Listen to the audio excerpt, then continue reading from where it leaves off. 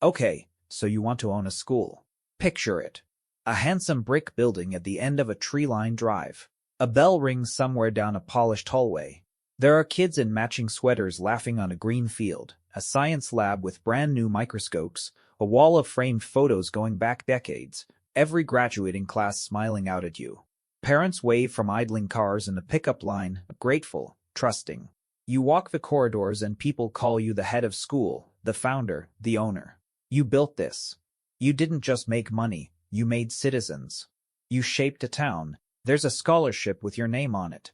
And underneath all of that warm, worthy feeling is a quiet financial fact you find deeply comforting. Parents will cut almost any other expense before they cut their child's education. Recession or boom, that tuition check clears.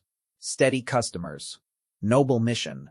A building that only goes up in value. That's the picture. That's what the glossy admissions brochure and the movies about inspiring headmasters sell you. Here's the problem. Almost none of that is where the money actually lives, and most of what you just imagined is a cost, not an asset.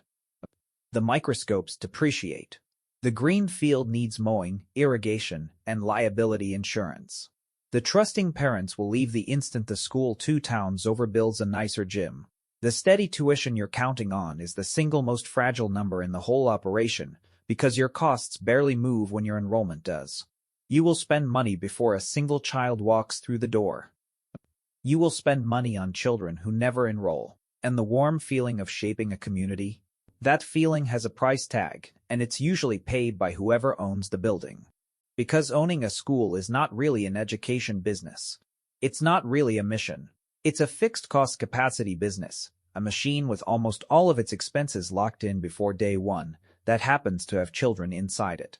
And once you understand that one sentence, every strange thing about school finances suddenly makes sense. By the end of this, you'll understand exactly where the money comes from, where it quietly bleeds out, the single counterintuitive mechanism that decides whether a school prints a surplus or drowns in red ink, and why the people who actually get rich off schools are almost never the ones standing at the front of the classroom. You'll understand why a school can be completely full of happy families and still go bankrupt in 18 months. And you'll see it happen to a real company with real campuses that took in billions and then vanished almost overnight. But before we talk about money, we need to talk about what a school actually is. Because the school is not one business. It's at least 4, wearing the same uniform. The first is the public school. And I'll be quick here, because you can't own one. It's funded by taxpayers, run by a district, and governed by an elected board. It's not for sale.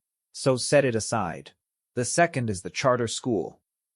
This looks like a middle ground. It's a public school, tuition-free, but run by an independent organization. Here's the trap. A charter is public money with private headaches. According to the U.S. Government Accountability Office, one of the single biggest challenges charter operators face isn't teaching, it's real estate.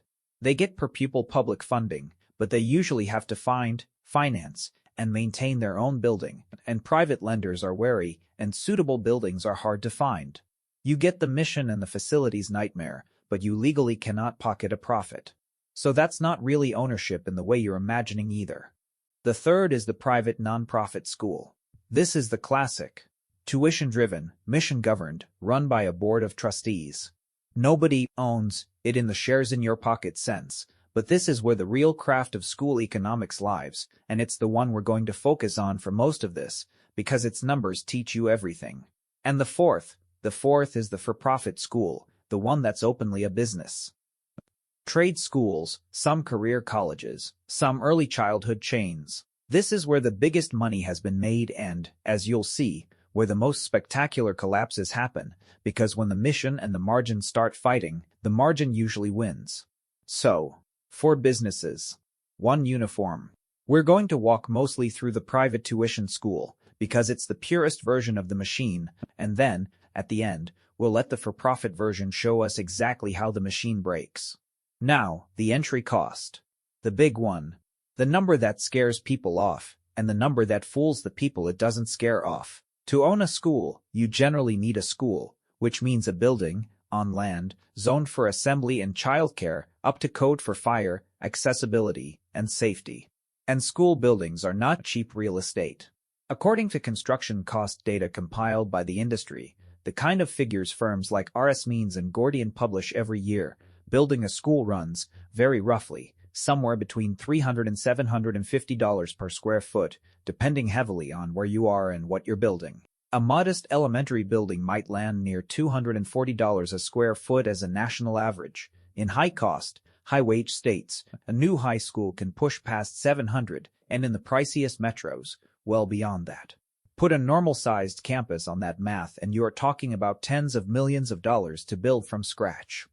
Now, most people don't build. They buy an existing building, a shuttered parochial school, an old office, a church annex, and they renovate. That can knock the number down dramatically into the low millions or even the high six figures for a small operation.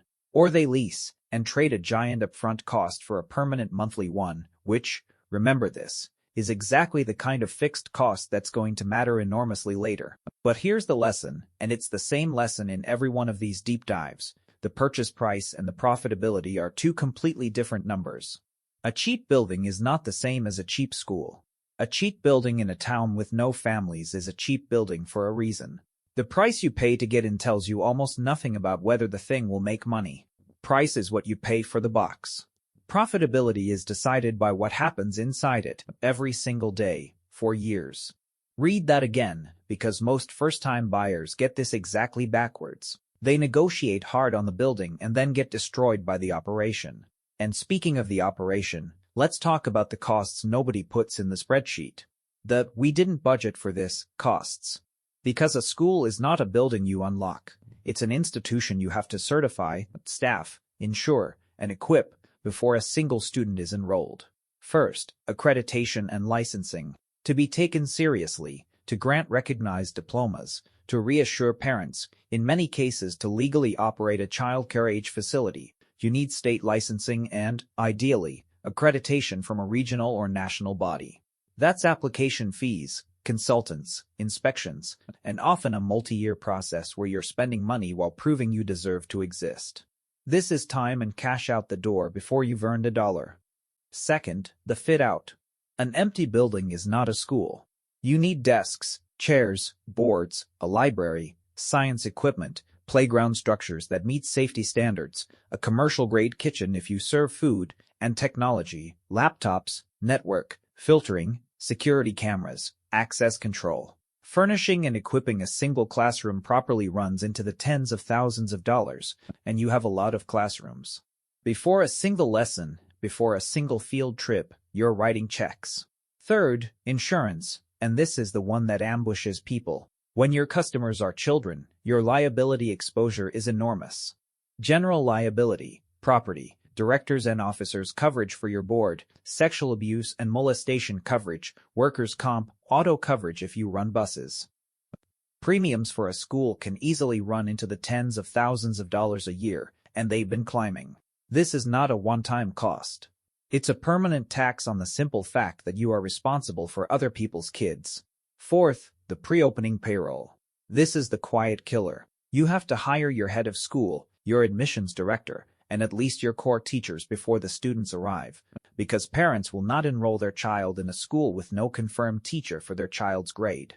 So you're paying professional salaries for months against zero revenue, staffing up for an enrollment you are only hoping shows up in September. You are, in effect, betting a payroll on a forecast. So far so good, except we haven't taught anyone anything yet, and the money's already flowing out in 4 directions at once. Now, here's where it gets interesting.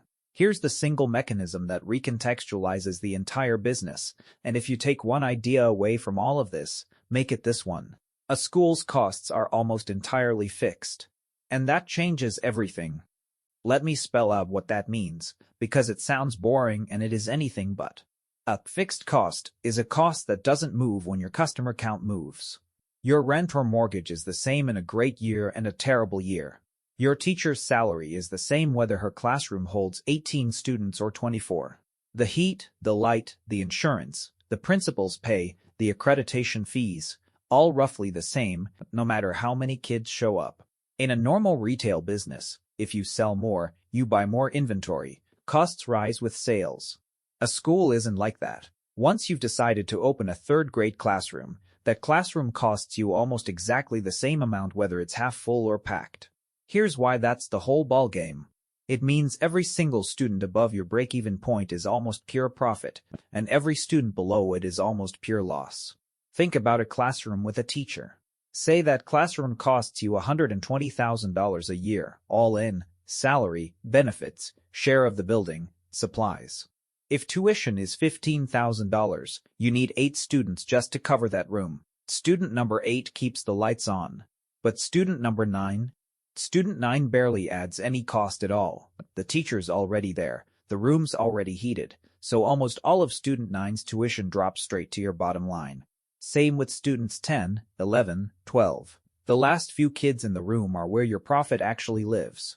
And it runs in reverse, and this is the terrifying part. Lose 4 students out of that room and you don't lose a little profit. You blow through your entire cushion and start losing money, because the room still costs $120,000 whether it's full or not. You can't fire a quarter of a teacher. You can't heat 3/4 of a room. That's not a rounding error. That's the difference between a thriving school and a dying one, and it usually comes down to a handful of families. A school that's 95% full can be wildly profitable. That same school at 80% full can be quietly bleeding to death.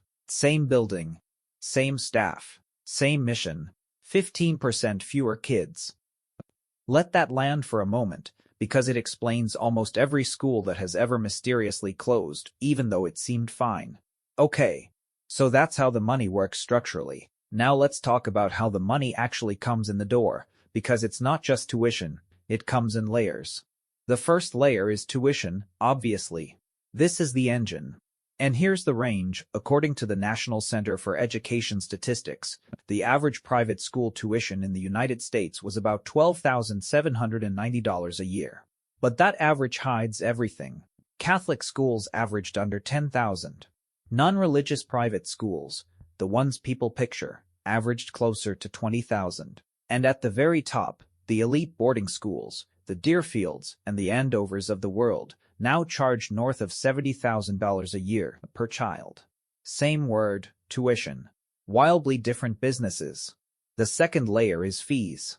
And schools love fees, because fees are tuition that doesn't sound like tuition. Application fees.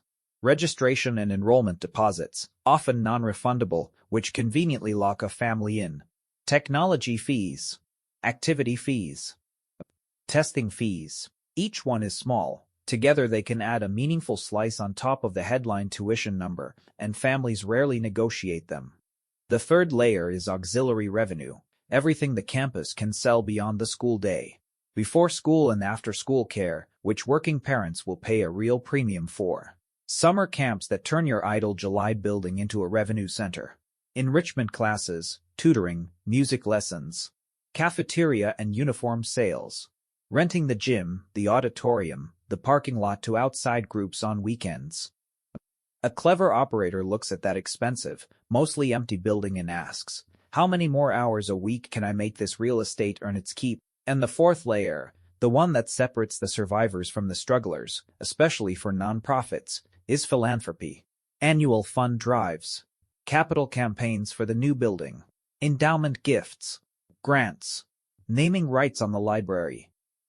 A well-run private school treats fundraising as a core revenue stream, not a bake sale, because tuition alone very often does not cover the true cost of educating each child.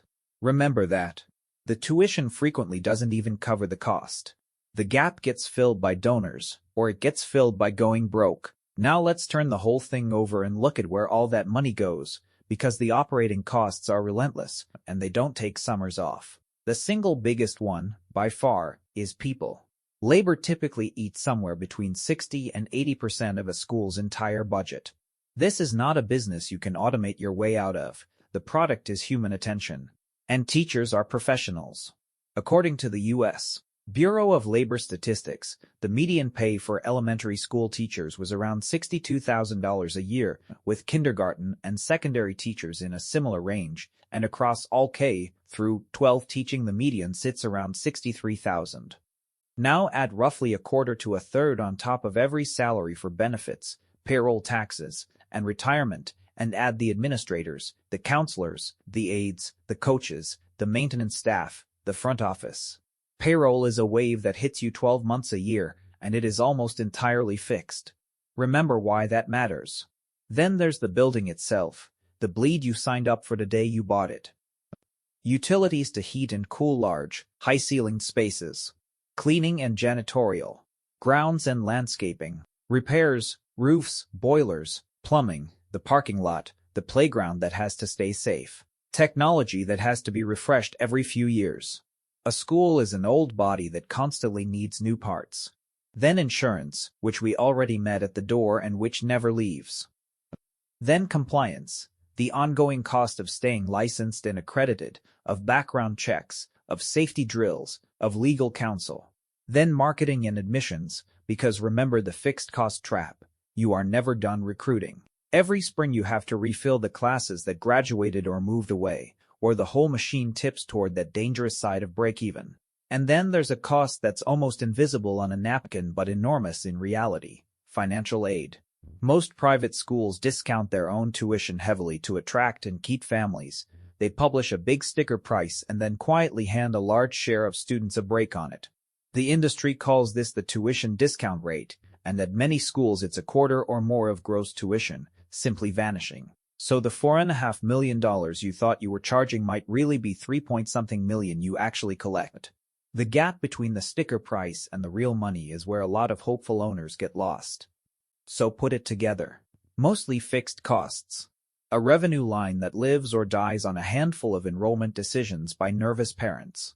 Now you can feel the risk building, so let's name it directly. The great structural threat to a school is enrollment volatility, and behind it, demographics. Here's the mechanic. Because your costs are fixed and your revenue is per student, enrollment is the master variable. And enrollment is driven by forces you don't control. The local birth rate, the local economy, whether a family moves for a job, whether a shiny competitor opens nearby, whether one bad incident torches your reputation on the neighborhood group chat overnight. And the demographic tide is going out. According to the National Center for Education Statistics, there were about 4.7 million students in K-12 private schools, roughly 9% of all American students, spread across nearly 30,000 private schools. But that same data shows the number of private schools actually shrank by about 3% in just 2 years, dropping by hundreds of schools. Fewer children are being born. That is the long, slow, grinding pressure underneath this entire industry, and no amount of mission fixes it. And because of the fixed cost machine, that pressure doesn't arrive gently. It arrives as a cliff. A school can absorb a small dip. What it cannot absorb is dropping below break-even, because then it starts spending its cash reserves to stay open, and once the reserves are gone, one bad enrollment year becomes the last enrollment year. That's not a slow fade. That's a school that looks totally normal in May and is padlocked by the following spring. Which brings us to the case study. Because there is a company that shows you exactly what happens when the machine breaks, and when the mission and the margin go to war. Let's talk about ITT Technical Institute. For decades, ITT Tech was one of the biggest names in for-profit education in America. This is the rise. It grew into a national chain, technical and career training, campuses in state after state, tens of thousands of students at a time. And the story it told was a beautiful one. We take working adults, people the traditional colleges overlooked, and we give them a real skill and a real credential and a real shot at a better job. Enroll, train, graduate, get hired. Noble mission. Steady, motivated customers. What could go wrong? Here's where it gets interesting. Because ITT Tech's real customer, financially, was not exactly the student. It was the federal government. The way for-profit colleges make money is largely through federal financial aid, student loans and grants that flow from the government, through the student, into the school. And the for-profit sector as a whole became extraordinarily good at capturing that money. By 2010, according to reporting later cited by the New York Times, for-profit colleges were pulling in more than $32 billion a year, about a quarter of all federal student aid, despite teaching a small fraction of American students. The enrollment machine wasn't really optimized to educate. It was optimized to enroll, because every enrolled student was a pipe connected to a federal spigot. And that's the fatal recontextualization. When your revenue comes from signing people up for federal loans, the incentive quietly shifts from teach them well to sign up as many as possible. Regulators started to notice. There were state and federal investigations, lawsuits, accusations about recruiting tactics and about what happened to graduates' job prospects and loan balances. Now the decline. In 2016, the U.S. Department of Education moved on the pressure point that mattered most. It barred ITT from enrolling new students who used federal financial aid and tightened the financial screws. Think about what that does to a fixed-cost machine. Cut off the flow of new federally funded students and the revenue collapses. New student enrollment had already been falling by double digits, but the campuses, the leases, the staff, the whole cost base are still there, fixed, unchanged. Revenue fell off a cliff. Costs didn't. That's the trap we described, playing out at national scale. And then the end came fast, exactly the way the fixed cost trap says it will. In September 2016, ITT Educational Services announced it was closing all of its campuses, about 130 of them, at once. Roughly 45,000 students were stranded mid-education, and around 8,000 employees lost their jobs, essentially overnight. A company that had taken in billions was simply gone. So what's the lesson? It's not just for-profit schools are bad. The lesson is sharper than that. ITT's collapse is what happens when you forget what business you're actually in. They thought the enrollment was the point. But enrollment was just the pipe. The real business had quietly become dependence on a single revenue source they didn't control, and the moment that source turned off, the fixed costs ate them alive in a matter of weeks. Read that again, because it's the same math that closes the little parish school down the street, just with more zeros. Okay, so if the classroom is a fixed-cost trap, and enrollment is fragile, and the mission can quietly rot into something uglier, how does anyone actually win at this? Because some people do. And here's where we get to the deeper game. The sophisticated money figured out something the idealistic founder never does. The education is the cost. The assets around the education are the prize. Start with the real estate. Remember that expensive building, the tens of millions, the $300 to $700 a square foot? To the struggling operator, that's an anchor. To the savvy owner, that's the whole point. Because that campus sits on land, and land, especially the large, well-located parcels that schools occupy, tends to appreciate over decades. Some of the smartest school owners think of themselves as landowners who happen to run a school on the property to pay the carrying costs while the real asset, the dirt, quietly compounds in value. The school makes the land productive today. The land makes the owner wealthy tomorrow. Then there's the endowment. This is the wealthy nonprofit's secret weapon. Every big gift, every capital campaign, feeds an investment pool, and a mature endowment throws off investment income year after year, income that has nothing to do with whether this fall's kindergarten class filled up. That's how elite schools break the fixed cost trap. They bolt a second, market-driven revenue stream onto the tuition machine, so a bad enrollment year doesn't have to be fatal.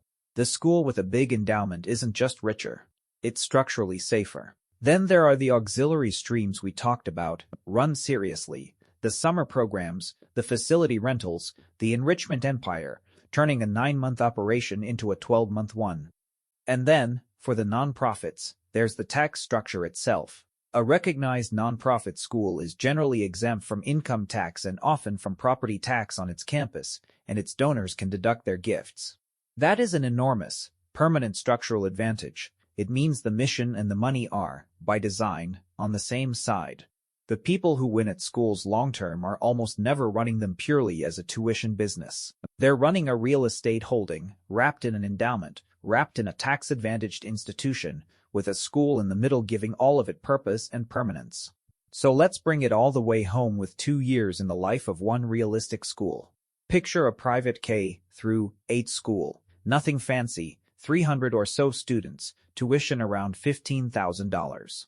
This is an illustration, a realistic scenario built on the ranges we've covered, not a specific real school. But the math is exactly the math you've just learned. The good year. Enrollment comes in strong, say 320 kids, classrooms nicely full. After the tuition discounting and the aid, you net somewhere around $4.5 million in real tuition, plus a few $100,000 more from fees, aftercare, summer camp, and the annual fund. Your costs, the payroll, that's 3/4 of everything, the building, the insurance, the debt service, land around 4.2 million. Because those last 20 or 30 students were almost pure profit, you finished the year with a surplus of a few $100,000. You fund the endowment a little. You give the teachers a raise. Everyone says what a well-run school this is. The bad year. Same building. Same staff. Same mission. But a competitor opened across town, and the birth rate did what the birth rate's been doing, and enrollment slips to 270.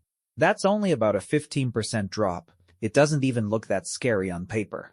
But watch. Your net tuition falls by the better part of $1 million. And your costs? Your costs barely move, because you can't unhire a teacher mid-year, you can't shrink the boiler, you can't cancel the mortgage. So a school that made a few $100,000 last year now loses a few $100,000 this year. A 15% dip in kids became a swing of nearly $1 million in outcome. Do that 2 or 3 years running, burn through the reserves, and you become the school that closed, even though it always seemed so full. The good year and the bad year are the same school. The only thing that changed was a few dozen families, and the pitiless arithmetic of a business whose costs don't care how many customers show up. So look back at the picture we started with. The brick building, the kids in matching sweaters, the trusting parents in the pickup line, the wall of graduating classes. All of it is real. None of it is the business. The sweaters are a cost. The trust is fragile. The building is a liability that might, over decades, become an asset. The mission is precious, and the mission is exactly the thing that lures people into ignoring the machine underneath it. Because the classroom isn't really the business.